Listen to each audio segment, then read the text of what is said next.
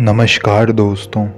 सबसे पहले तो मैं आप सभी से माफ़ी मांगना चाहता हूँ क्योंकि पिछले 3 हफ्तों से मैंने कोई भी वीडियो अपलोड नहीं करी। कुछ लाइफ के रीज़न्स की वजह से मैं आज आपको मारण प्रयोग की एक सच्ची कहानी बताने वाला हूँ जो मुझे मिली है इंटरनेट पर। अगर आपको ये वीडियो पसंद आए तो वीडियो को लाइक ज़रूर करें। अगर आपको ऐसे ही वीडियोस देखना पसंद हैं तो आप मेरे चैनल कार्तिक वन को सब्सक्राइब भी कर सकते हैं। और दोस्तों, मैंने एक नया यूट्यूब चैनल बनाया है जिसमें मैं गेमिंग से रिलेटेड वीडियो अपलोड करता हूं और आगे भी गेमिंग से रिलेटेड वीडियोस उस पर अपलोड होती रहेंगी, तो आप उस पर भी अपना पूरा प्यार बरसाएं। खैर, इस घटना के जो पात्र हैं उनके असली नाम मैं आपको नहीं बता सकता, लेकिन मैं आपको काल्पनिक नाम बताऊंगा। नाम भले ही काल्पनिक हो लेकिन घटना एकदम रियल है। तो दरअसल हुआ ये था कि एक राज नाम का लड़का था जिसके ऊपर किसी ने मारण प्रयोग कर दिया था। अगर आप नहीं जानते कि आखिर ये मारण प्रयोग क्या होता है तो मैं सबसे पहले आपको यही बता देता हूँ। जैसे कि इसका नाम है मारण प्रयोग, इसके नाम से ही आपको इसका आधा मतलब तो समझ में आ गया होगा। कुछ ऐसी चीज़ जो किसी इंसान के ऊपर कर दी जाए जिससे इसकी मौत हो जाए, उस चीज़ को मारण प्रयोग कहते हैं। लेकिन इस मारण प्रयोग को हर कोई नहीं कर सकता। एकदम सिद्ध बाबा या फिर तांत्रिक लोग ही जो कि बहुत एक्सपीरियंस हो, वही लोग इस मारण प्रयोग को कर सकते हैं।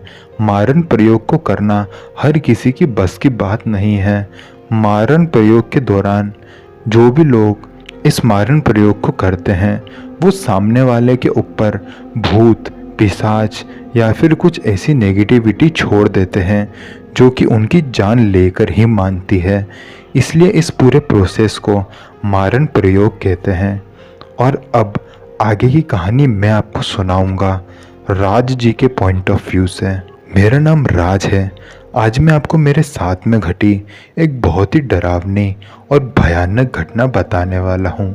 इस घटना में मेरे ऊपर मारण प्रयोग किया गया था जिससे मैं बहुत मुश्किल से बचा था। दरअसल ये बात है 2001 की। उस वक्त मैं जयपुर में रहा करता था। मेरा घर मध्य प्रदेश में था, लेकिन नौकरी के काम की वजह से मुझे जयपुर में शिफ्ट होना पड़ा। मेरे घर में मेरी मम्मी और मेरा छोटा भाई ही हैं। हमारे पापा की डेथ हमारे बचपन में ही हो गई थी, इसलिए हमारे पापा हमारे साथ नहीं हैं। घर में मैं, मम्मी और मेरा छोटा भाई ही रहते थे और मेरी बिज़नेस करने की उम्र हो गई थी, इसलिए मैं बिज़नेस के रिलेटेड जयपुर में आ गया था। और जयपुर में मैं एक मेडिकल कॉलेज में काम किया करता था। उस मेडिकल कॉलेज का जो हॉस्टल था वो बहुत महंगा था, इसलिए मैंने डिसाइड किया कि मैं इस मेडिकल कॉलेज के पास में ही कोई रूम रेंट पर ले लूँगा और वहीं पर रहने लगूँगा। करीबन 2 दिन बाद मुझे उसी हॉस्टल के पास में एक रूम मिल गया जो कि बहुत अच्छा था, बड़ा था और जिसका रेंट भी कम था। और उस रूम का मालिक एकदम मेरी ही उम्र का था, इसलिए उसके साथ मेरी बॉन्डिंग भी अच्छी हो गई। उसने रेंट जो मुझे बताया था वो मेरे बजट के एकदम अंदर था, इसलिए मैं उसी रूम में शिफ्ट हो गया। और वो रूम उस मेडिकल कॉलेज से ज़्यादा 5 किलोमीटर दूर था। मुझे वहाँ जाने में कोई प्रॉब्लम भी नहीं होती थी। मुझे वहाँ काम करते करते करीबन 20 से 25 दिन निकल गए और मेरी दोस्ती वहीं पर एक और इंसान जिसका नाम रजत था उसके साथ हुई। उसने मुझे अपनी प्रॉब्लम बताई। उसने मुझे बताया कि उसको यहाँ पर एक रूम रेंट पर चाहिए। वो बहुत दिनों से एक रूम को ढूंढने की कोशिश कर रहा है, लेकिन उसको कोई भी रूम रेंट पर नहीं मिल रहा। मेरी उसके साथ बॉन्डिंग बहुत अच्छी हो गई थी और मेरा रूम भी बहुत बड़ा था और मैं अकेला भी रहता था, इसलिए मैंने उसको ये ऑफ़र दिया कि वो मेरे साथ आकर मेरे ही रूम पर रहने लगे। पहले तो उसने मना किया, लेकिन मैंने उसे आखिर में मना ही लिया। मैंने उसे कहा, अगर तुम हाँ बोलोगे तो मैं पूरा का पूरा रेंट खुद दे दूंगा। मैं तुमसे कोई रेंट नहीं मांगूंगा, और अगर तुम मेरे साथ रहोगे तो हम दोनों का ही फ़ायदा है। अगर फॉर एग्ज़ाम्पल मेरी नाइट शिफ्ट यहाँ लगी तो तुम घर को संभाल सकते हो, ताकि कोई अनहोनी ना घट जाए। बहुत ज़्यादा समझाने के बाद वो समझ गया और मेरे साथ में ही रहने लगा। अब हम लोग साथ में ही एक ही रूम में रहते थे। हम लोगों ने हमारे काम बांट रखे थे। जैसे कपड़े धोने का और खाना बनाने का काम मेरा था, और झाड़ू पोछा और बाकी छोटे मोटे काम रजत किया करता था। हमारी लाइफ में सब कुछ एकदम ठीक चल रहा था, लेकिन फिर हमारी लाइफ में कुछ ऐसा हुआ जिसको मैं आज तक नहीं भूल सकता। दरअसल हुआ ये था कि हमारे जो रूम था वो सेकंड फ्लोर पे था। मैं जब भी काम से वापस आता था तो मुझे एक काले कलर का कुत्ता नज़र आता था, जो कि हमेशा मेरे घर के सामने खड़ा रहता था, और मैं उसको रोज़ रोटी दिया करता था। वो रोज़ मेरे रूम के सामने आता था और मैं उसको रोज़ रोटी देता था। ऐसा करीबन 10-15 दिन तक चला, लेकिन फिर उस कुत्ते ने मेरे घर के सामने आना बंद कर दिया। मुझे ये चीज़ बहुत ज़्यादा अजीब लगी, लेकिन मैंने इस चीज़ को इग्नोर किया और अपने काम धंधे पर ध्यान देने लगा। फिर एक दिन मेरी नाइट शिफ्ट लगी। मैं नाइट शिफ्ट करने के लिए मेडिकल कॉलेज चला गया, लेकिन रजत अभी भी घर पर ही था। मैं सुबह करीबन 7-8 बजे अपने रूम पर वापस आया।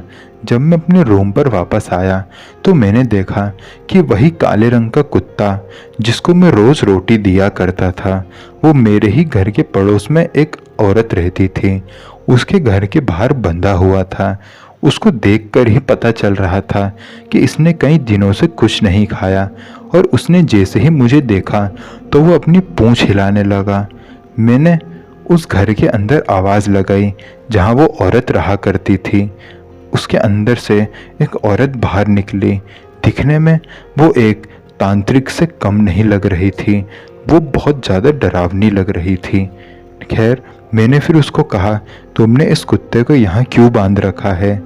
तो उसने मुझे बताया कि ये कुत्ते ने उसके घर में घुस के पूरा सामान इधर का उधर कर दिया था, इसलिए उसने इस कुत्ते को यहाँ पर बांध रखा है, और वो इस कुत्ते को जान से मार भी देगी। ये बात जैसे ही उसने बोली तो मैंने उसे बहुत समझाया, जीव दया रखनी चाहिए, हमें किसी भी जानवर को नहीं मारना चाहिए। मैं एक एनिमल लवर भी हूँ। खैर, मेरा इतना समझाने के बाद भी वो औरत नहीं मानी, इसलिए मैंने गली मोहल्ले के और भी लोगों को आसपास इकट्ठा कर लिया और उन सब लोगों को इस औरत के बारे में बताया। उन सब लोगों ने मिलकर उस औरत पर चिल्लाना शुरू कर दिया और कहा कि तुम ये सब क्यों कर रही हो, इस कुत्ते को छोड़ दो। लेकिन फिर वो औरत हम सबको गंदी गंदी गालियां देने लगी और कहने लगी कि तुम सब मेरे बीच में मत आओ, वरना तुम सब मारे जाओगे। इसके बाद जब मोहल्ले के लोग उस औरत से लड़ रहे थे तो मौका देखकर मैंने उस कुत्ते की रस्सी खोल दी और वो कुत्ता तेज़ी से भागते हुए कहीं चला गया। ये देखकर वो औरत बहुत ज़्यादा गुस्सा हुई। उसने मुझे देखकर कहा, तूने अपनी ज़िंदगी की सबसे बड़ी गलती करी है, अब तू मरने के लिए तैयार हो जा। मैं इस धमकी से बिल्कुल भी नहीं डरा, क्योंकि मैं समझ गया था कि आखिर ये औरत मेरा क्या ही बिगाड़ लेगी। उसके बाद मोहल्ले के कुछ लोगों ने पुलिस वालों को कॉल किया। पुलिस वालों ने जब उस घर की तलाशी ली तो पता चला कि यह औरत एक तांत्रिक है और काला जादू और मारण प्रयोग जैसे क्रियाएं करती है, जो कि गलत चीज़ है। उसके बाद पुलिस वाले उसको अरेस्ट कर कर ले गए, लेकिन कुछ ही घंटों में वो अपने घर वापस आ गई। वो जब घर वापस आई तो वो मेरे घर के सामने आई और उसने बहुत ज़ोर से चिल्लाते हुए मुझे कहा, तुमने उस कुत्ते को खोलकर बहुत बड़ी गलती करी, अब तुम मरने के लिए तैयार हो जाओ। इस चीज़ से मुझे कुछ फ़र्क नहीं पड़ा और वो अपने घर चले गई। फिर अगली सुबह मैं अपने रूम के बालकनी में बैठकर अपने नाखून काट रहा था, जो कि सीधा ज़मीन पर गिर रहे थे और ज़मीन से टकराकर वो एकदम नीचे सड़क पर जाकर गिर रहे थे। मैं नाखून काट ही रहा था, तभी वही औरत उस रोड पर से गुजरी जिसके घर के बाहर वो कुत्ता बंधा हुआ था। वो औरत ने मुझे देखा और एक स्माइल दी, जो कि मुझे बहुत ज़्यादा अजीब लगा, क्योंकि मेरी उस औरत के साथ में झगड़ा था। वो मुझे क्यों ही स्माइल देगी। खैर, करीबन 3 से 4 सेकंड तक स्माइल देने के बाद वो वहाँ से चले गई और अपने घर के अंदर चले गई। और मैं भी फिर उसके बाद अपने काम धंधे पर लग गया। फिर उसके कुछ दिनों बाद हमारे घर में रहस्यमय चीज़ें होना शुरू हो गई। कभी कभी हमें ऐसा महसूस होता था कि इस रूम का टेम्परेचर अचानक से बढ़ गया है, और कभी कभी लगता था जैसे हमारे इस रूम में बहुत ज़्यादा मनहूसियत सी फैली हुई है। मैंने इस बारे में रजत को भी बताया, लेकिन वो एक नास्तिक था, तो ना तो वो भूत पर यकीन करता था और ना ही वो भगवान पर यकीन करता था। लेकिन मैं एक आस्तिक था, मैं भगवान पर बहुत यकीन रखता था। खैर, इन सब चीज़ों को हमने इग्नोर किया, लेकिन ये सारी घटनाएं धीरे धीरे बढ़ने लगी। अब जो रजत था उसका बिहेवियर मेरे साथ अचानक से चेंज हो गया था। वो छोटी छोटी बात पर गुस्सा कर देता था और बहुत ज़्यादा नॉनवेज भी खाने लगा था। वो एक शाकाहारी इंसान था, लेकिन अचानक से वो हद से ज़्यादा नॉनवेज खाने लग गया था। इतना ज़्यादा नॉनवेज वो कभी खाता ही नहीं था। इतना ज़्यादा तो क्या, वो थोड़ा सा भी नॉनवेज नहीं खाता था। खैर, इसके बाद मैंने ये बातें मेडिकल कॉलेज के और भी लोगों को बताई। उन्होंने मुझे बताया कि ये सब चीज़ें फालतू की हैं, तुम इन पर ध्यान मत देना। खैर, मैंने भी इस चीज़ पर फिर ध्यान नहीं दिया। फिर एक रात को मैंने मेरे रूम पर कुछ दोस्तों की पार्टी रखी, जिस पर मेरे मेडिकल कॉलेज के करीबन 6-7 दोस्त आए थे। और हम लोगों ने प्लान बनाया था कि हम लोग वहाँ पर बैठकर दारू शारू पिएंगे और पूरी रात पार्टी करेंगे। सारे दोस्त रात के 8 बजे तक हमारे रूम पर पहुँच चुके थे। उस रूम में मैं, रजत और हमारे अलावा 6 और लोग थे। हम लोगों ने पार्टी शुरू करी। रजत अपने साथ नॉनवेज लेकर आया था और मैं नॉनवेज नहीं खाता था, और हमारे ग्रुप में 2 लोग और थे जो कि नॉनवेज नहीं खाते थे। इसलिए मैंने हमारे लिए एक अलग सा खाना बनाया, लेकिन न जाने क्यों वो खाना ख़राब हो गया। मैंने ये बात दोस्तों को बताई तो उन्होंने कहा कि हम लोग खाना बाहर जाकर ले आते हैं। फिर मैं जाकर बाहर से वेज खाना लेकर आया और हम लोगों ने हमारी पार्टी शुरू करी। पार्टी करीबन आधे घंटे तक चली, और उन्हीं में से एक हमारा दोस्त था जिसका नाम राहुल था। उसने कहा कि उसको बाथरूम जाना है। मैंने उसको डायरेक्शन बताई और वो अपने बाथरूम की तरफ गया। करीबन 20 सेकंड बाद उसके चिल्लाने की आवाज़ हमें सुनाई दी। उसके चिल्लाने के बाद वो ज़मीन पर गिर गया, जिसकी आवाज़ हमें सुनाई दी थी। हम भागते हुए उसके पास गए। हमने देखा कि वो ज़मीन पर पड़ा हुआ है और बहुत ज़्यादा डरा हुआ भी लग रहा है। हमने उसको उठाया और सामने हॉल में लेकर आए और उसको सोफ़े पर बैठाया और उसको पूछा आखिर क्या हुआ। उसने बताया कि वो टॉयलेट करने के बाद जब पलटा और अपने हाथ धोने के लिए उसने सर नीचे झुकाया, तो किसी ने बहुत ज़ोर से उसको पीछे से धक्का मारा और उसका सर दीवार से टकराया और फिर वो ज़मीन पर गिर गया। ये बात हम में से किसी को भी हजम नहीं हो रही थी, लेकिन जब वो ये सब चीज़ें बता रहा था तो मेरे माइंड में वो सारी चीज़ें वापस से आ गई थी जो कि इस रूम में पहले से हो रही थी। जैसे कि इस रूम में अचानक से गर्मी बढ़ जाती थी और बहुत ज़्यादा मनहूसियत सी इस रूम में होती थी। मुझे ये सारी चीज़ें अचानक से याद आ रही थी। खैर, उसके बाद हम सब ने पार्टी ख़त्म कर दी और फिर सब लोग अपने अपने घर चले गए। अगली सुबह मैं भी अपने काम पर चला गया और रजत भी काम पर चला गया था। घर पर कोई भी नहीं था। हम लोग क्योंकि एक ही कॉलेज में काम किया करते थे, तो हम लोग एक ही वक्त पर घर वापस आए। जब हम लोग घर वापस आए और फिर जब हम दोनों घर वापस आए तो हमने देखा कि हमारे घर का जो किचन था वो एकदम काला हो गया था, जैसे कि उस किचन में आग लग गई हो, और हमारे रूम का सारा सामान इधर उधर बिखरा पड़ा हुआ था, जैसे कि इस घर में कोई भूकंप आया हो। ये चीज़ मैंने रजत के साथ डिस्कस करी। उसने मुझे कहा कि हमें शायद पुलिस में कंप्लेंट करनी चाहिए, लेकिन हमने पुलिस में कंप्लेन नहीं करी क्योंकि हमें इस घर से कुछ भी चोरी हुआ नज़र नहीं आ रहा था। हमने कहा चलो इस चीज़ को इग्नोर करते हैं। और उसके बाद जो हुआ वो मुझे आज तक याद है। मुझे मेरे छोटे भाई का कॉल आया। उसने मुझे बताया कि मम्मी का एक एक्सीडेंट हो गया है और मम्मी हॉस्पिटल में भर्ती है। ये चीज़ जैसे ही मैंने सुनी तो मेरे पैरों के नीचे से ज़मीन खिसक गई। ये चीज़ मेरे लिए एकदम शॉकिंग थी। मैंने मेरे भाई से पूछा कि मम्मी का एक्सीडेंट कैसे हुआ, तू कहाँ था और मम्मी को ज़्यादा चोट तो नहीं आई। मेरे भाई ने मुझे बताया कि वो कोचिंग क्लासेस गया था और मम्मी सड़क पर चलते हुए कहीं जा रही थी और तभी पीछे से कोई आया और उसने मम्मी को टक्कर मार दी और मम्मी को ज़्यादा चोट नहीं लगी है और वो अभी हॉस्पिटल में है। मैंने उससे कहा कि तू मेरी बात मम्मी से करवा, लेकिन उसने कहा कि वो मेरी बात मम्मी से नहीं करवा सकता। इस पॉइंट पर मैं समझ चुका था कि वो झूठ बोल रहा है।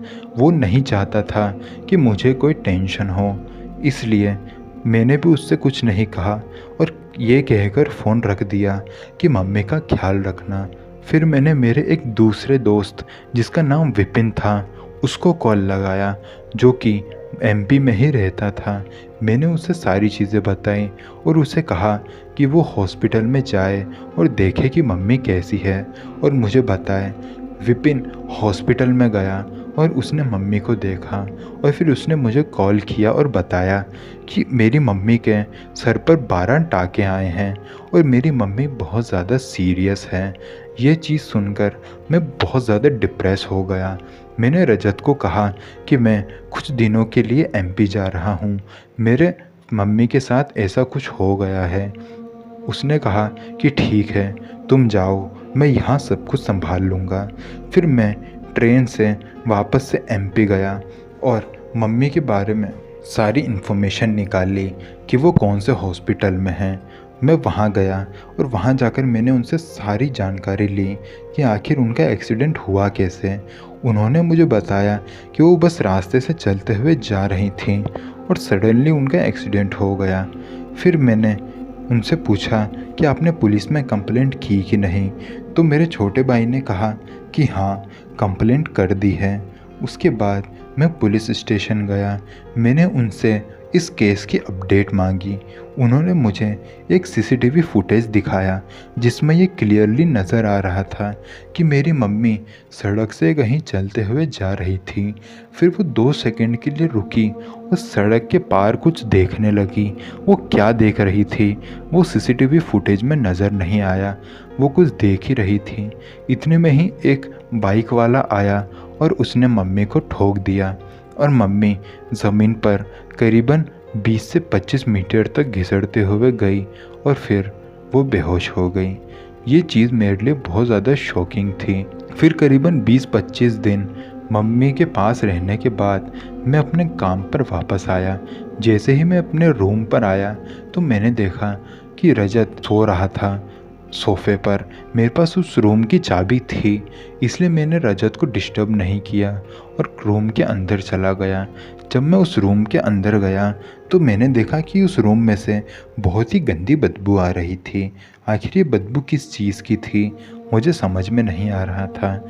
मैं चेक करने लगा कि आखिर ये बदबू कहाँ से आ रही है। मैंने देखा कि उस रूम का जो किचन था उसमें जितने भी बर्तन रखे हुए थे वो एकदम गंदे पड़े हुए थे और उनके ऊपर मक्खियाँ भिन भिन आ रही थी और घर भी बहुत ज़्यादा गंदा हो गया था, जिसके वजह से बदबू भी आ रही थी। और उस घर में न जाने क्यों कहाँ से इतने ज़्यादा मच्छर और चूहे आ गए थे जो कि मरे हुए थे और उनकी बदबू और ज़्यादा गंदी लग रही थी। मैंने रजत को उठाया और उससे पूछा कि मैं कुछ दिनों के लिए अपने घर क्या चला गया, तुमने तो हमारे रूम को कंजर खाना बना दिया।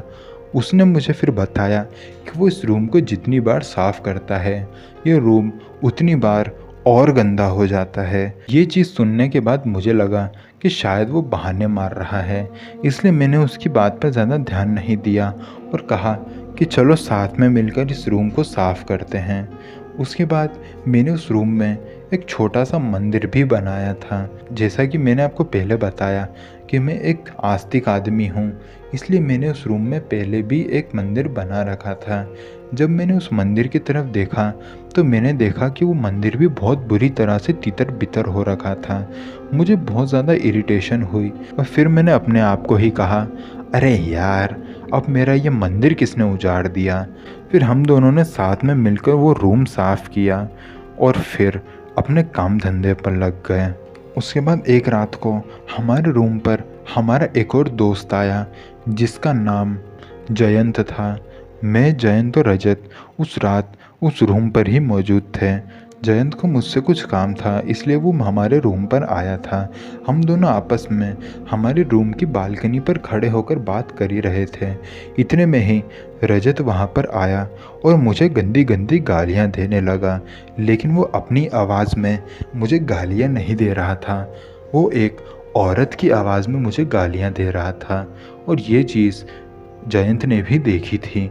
ये चीज़ बोलने के बाद वो मेरे ऊपर झपट्टा मारने लगा और मेरा गला दबाने लगा। उसने कहा था कि वो मुझे जान से मार देगी। खैर, इसके बाद जयंत ने मुझे छुड़वाने की बहुत कोशिश करी, लेकिन न जाने क्यों रजत के अंदर अचानक से इतनी ज़्यादा ताकत कहाँ से आ गई थी। हम उससे ज़्यादा स्ट्रॉन्ग थे, लेकिन हम दोनों मिलकर उसको कंट्रोल नहीं कर पा रहे थे। वो हमें एक हाथ में ही उठा उठा कर पटक रहा था, लेकिन जैसे तैसे करके हमने उसे कंट्रोल किया। फिर मैंने उसके कान के पास में हनुमान चालीसा का पाठ करना शुरू कर दिया। इसके बाद वो ज़ोर ज़ोर से चिल्लाना शुरू हुआ और करीबन 1.5-2 मिनट बाद वो चुप हो गया और बेहोश हो गया। वो रात हमने बहुत मुश्किल से काटी।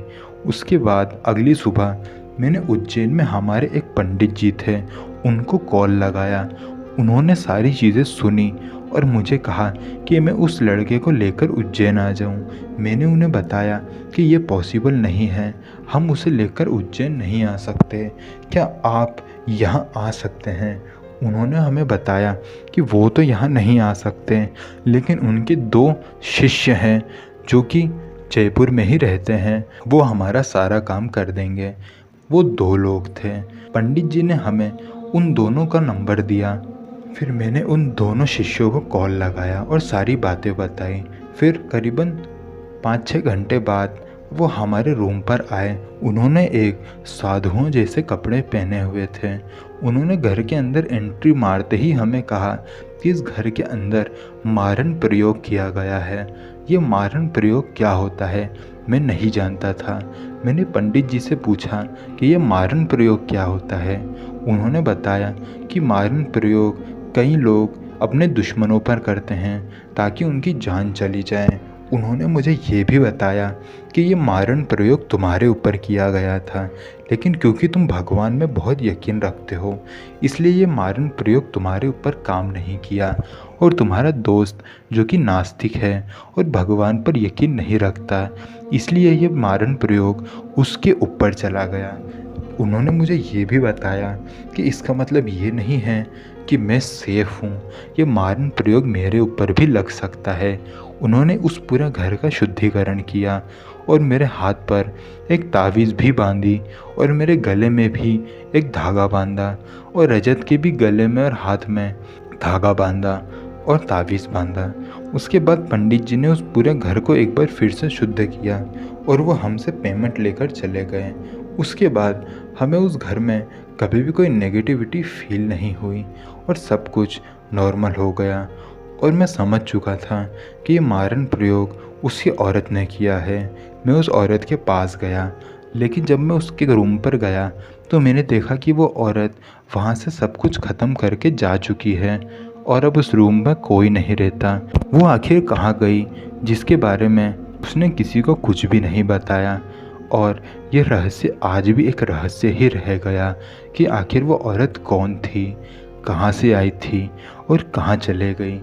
ये घटना जो मेरे साथ घटी, ये मेरी ज़िंदगी की सबसे डरावनी घटना है, जो कि मैं जब भी दोस्तों को बताता हूँ तो आधे यकीन करते हैं, आधे नहीं करते हैं। लेकिन मैंने अपने घर पर ये बात कभी भी नहीं बताई, क्योंकि मेरी मम्मी को जब से वो एक्सीडेंट हुआ था तब से उनका बीपी हाई हो जाता था छोटी छोटी बातों पर। इसलिए मैंने घर पर ये बातें नहीं बताई और ना ही बताना चाहता हूँ, क्योंकि जब जब मैं इस घटना को याद करता हूँ तो मेरे शरीर का रोंगटे खड़े हो जाते हैं। दोस्तों, आई होप आपको ये वीडियो पसंद आई होगी। अगर आपको ये वीडियो पसंद आए तो वीडियो को लाइक ज़रूर करें। अगर आपने अभी तक मेरे इंस्टाग्राम को फॉलो नहीं किया है तो इंतज़ार किस चीज़ का, जल्दी से फॉलो करें। आप वहाँ पर मुझसे बात भी कर सकते हैं, और अगर आपके साथ कोई सच्ची घटना घटी हो तो वो भी आप मुझे मेरे इंस्टाग्राम पर भेज सकते हैं। और मेरे बाकी चैनल को भी आप सब्सक्राइब ज़रूर करें। तो मिलते हैं अगले वीडियो में, तब तक के लिए जय हिंद, जय भारत।